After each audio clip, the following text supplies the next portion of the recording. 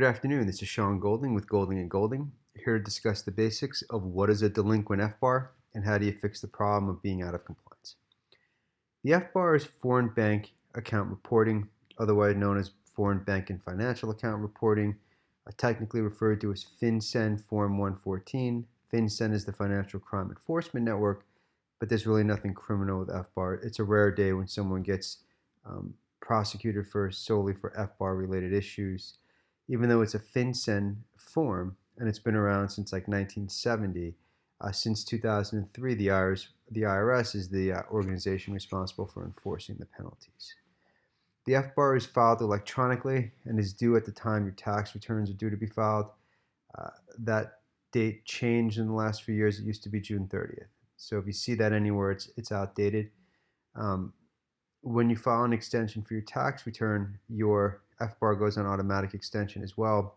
It's not like you have to file a Form 7004 like you do for something like a 3520A as an Apple foreign trust. You file the FBAR in any year that the annual aggregate total of your accounts that are FBAR reportable exceed $10,000 on any given day. It could be one account with $1 million in it. It could be 12 accounts with $1,000 in it. Once the total value of the aggregated value amount of all of the max balances and all the accounts exceeds $10,000 on any given day, you have to file the FBAR. Now, one way a lot of people miss the FBAR is that they may not have to file a tax return. Maybe they have a few $100,000 overseas.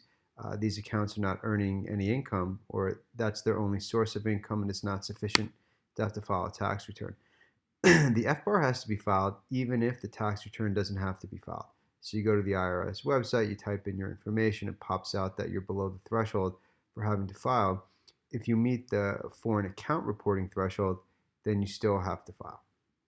So what's a delinquent FBAR? Delinquent FBAR means it was never filed, or it was filed untimely or late, or possibly just incomplete.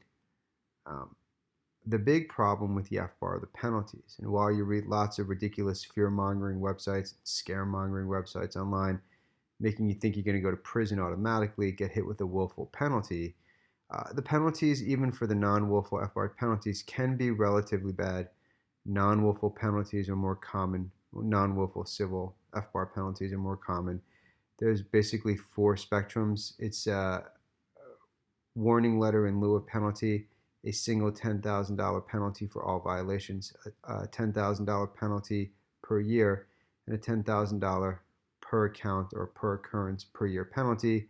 That one's pretty rare. The willful penalties for FBAR can also be pretty tough. 50% maximum value unreported accounts, or $100,000, whatever is greater. So basically that makes $100,000 the floor, not the cap. There is some older regulation that contradicts recent changes in the law. Most of the time, when people try to argue that the willful FBAR penalty is limited to $100,000 or $100,000 per year, they lose, and no appellate court has ruled on that yet. Criminal FBAR penalties, they're rare. They happen, but they're very rare. Maybe 1 out of 100 cases. So if you're out of compliance for not filing the FBAR in prior years, there's various FBAR Amnesty programs. There is the Traditional Voluntary Disclosure Program, which takes over where OVDP left off.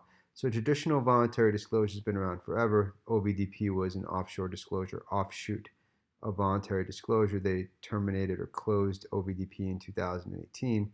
In 2019, they expanded the Traditional Voluntary Disclosure Program to include more information about offshore reporting.